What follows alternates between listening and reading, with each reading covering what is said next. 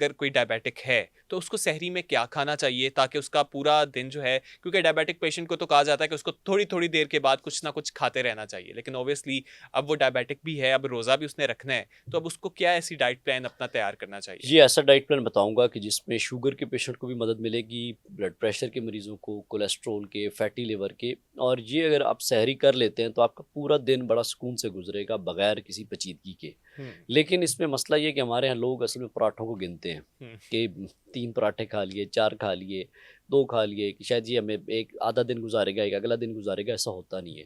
भूख आप नहीं देखते कि हाँ, जितनी भूख हाँ, है उतना भूख खाया कितनी है। जाए। उसमें ये है कि जब आप शुगर ज़्यादा जिस्म में डालेंगे तो उतनी जल्दी आपके खुलियों में पहुँच जाएगी और आपको थोड़ी देर बाद भूख लगना शुरू हो जाएगी।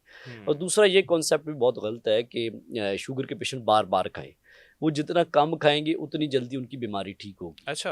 लाइक इसमें है कि इंसुलिन रेजिस्टेंस आपकी बीमारी जो मेन वजह बनती है, वो कम तभी होती है जब आप जिस्म में चीज़ें कम डालेंगे इस तरह की जो शुगर वाली है। हुँ, हुँ, तो आप हुँ। अपनी सहरी का सबसे पहले स्टार्ट ले सकते हैं 1 गिलास पानी से, उसमें चिया सीड, तुखमलंगा कोई भी चीज़ डाल लें और 1 से 2 चम्मच डालें और वो पानी आप और उसमें आधी चम्मच सिरका भी डाल लें, एप्पल साइडर विनेगर। वो ठीक है। आप 1 गिलास पानी पी लें, उसके बाद आप 2 अंडों का ऑमलेट बना लें या उबले हुए जैसे भी आप खाना चाहें या हाफ फ्राई करके वो इस्तेमाल कर लें।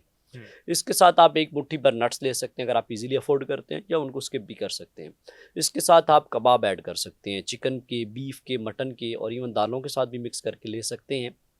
2 से 3 कबाब ले लें। इसके बाद आप दही का इस्तेमाल करें। दही में हुँ, ये है कि ग्रीक योगर्ट बना लें। जो घर का दही हो वो इस्तेमाल करें, बाज़ार का खुला या बंद डब्बों वाला दही इस्तेमाल ना करें। उसमें ये क्या हुँ। है कि आप दही में से पानी निकाल के जो सॉलिड बच जाए वो चम्मच के साथ खा सकते हैं।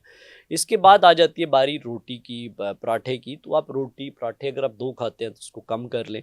यानी कि 1 कर लें या अगर 1 खाते हैं तो उसको चौथाई हिस्सा कर लें। अब ये सारी चीज़ें जब आप खा लेंगे पहले वाली तो आपको रोटी की तलब भी वैसे भी कम हो जाएगी। तो हुँ, आपको रोटी खाने का दिल भी कम करेगा। हुँ। तो आप खा भी कम पाएँगे। तो आप चौथाई हिस्सा या आधी रोटी कर सकते हैं, अगर आप ज़्यादा खाने वाले हैं। जो लोग ख़्वाहिशमंद हैं कि उनकी दवाइयाँ भी छूट जाएँ, शुगर भी बहुत अच्छा कंट्रोल रहे, तो वो तो रोटी को बिल्कुल स्किप भी कर सकते हैं। हुँ, उनका पेट बाकी चीज़ों से भरना चाहिए और वो भी भर लेना चाहिए उनसे।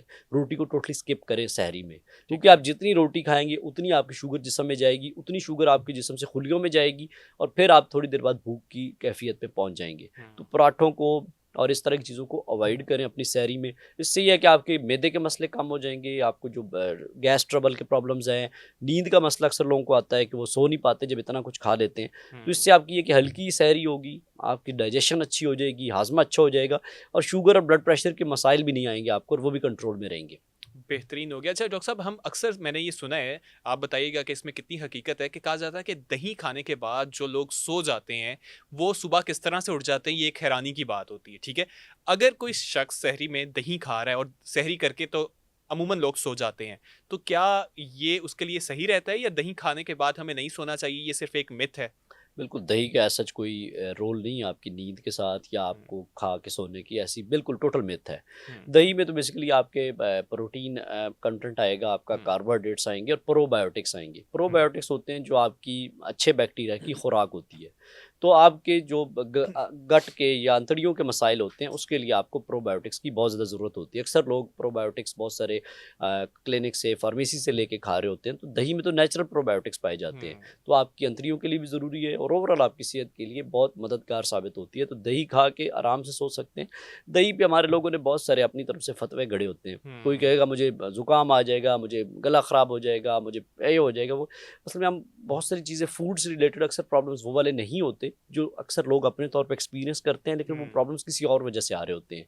तो हुँ। दही के साथ ऐसा कोई प्रॉब्लम नहीं होता। दही बिल्कुल आप इस्तेमाल करें और दही में से भी है कि आप पानी निकालें, घर का दही हो, बाज़ार का दही ना हो, खुला दही ना हो, घर बनाने की कोशिश करें, बाज़ार का दूध लेके बेशक उसकी जाग लगा लें हुँ। और उसका बना लें और 1 बाउल भरा हुआ आप चम्मच के साथ खाएँ।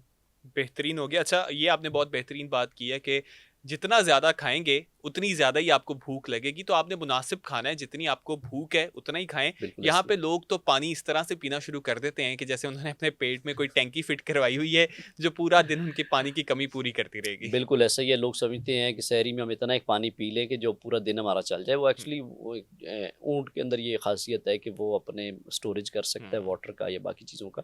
लेकिन आप अगर इतना ज़्यादा पानी पिएँगे, आपको बार-बार पेशाब की आदत होगी, पेशाब हुँ, आएगा, फिर आपसे सोया नहीं पाया जाएगा और वो थोड़े टाइम के बाद आपकी बॉडी से आउट हो जाएगा। तो फिर आप वहीं बैठे होगे जहाँ आपने स्टार्ट लिया। तो इसलिए बेहतर है कि आप मुनासिब मिकदार में लें जो आपकी बॉडी की कैफियत है और जितना आपने काम करना है। मिसाल के तौर पर आपने सारा दिन सो ही रहना, तो फिर आपको पानी शायद ज़रूरत ही ना पड़े, या आपने अगर ऑफिस वर्क करना है तो उसमें पानी की कम मिकदार लेनी होगी। और अगर आप हार्ड वर्किंग है, कोई मज़दूर है, कोई मेहनत मज़दूरी करने वाला है, तो उसको थोड़ा सा पानी ज़्यादा इनटेक कर रहा है, लेकिन वो भी मुनासिब रेंज में होगा, उसकी अपनी बॉडी की कैफियत के हिसाब से होगा।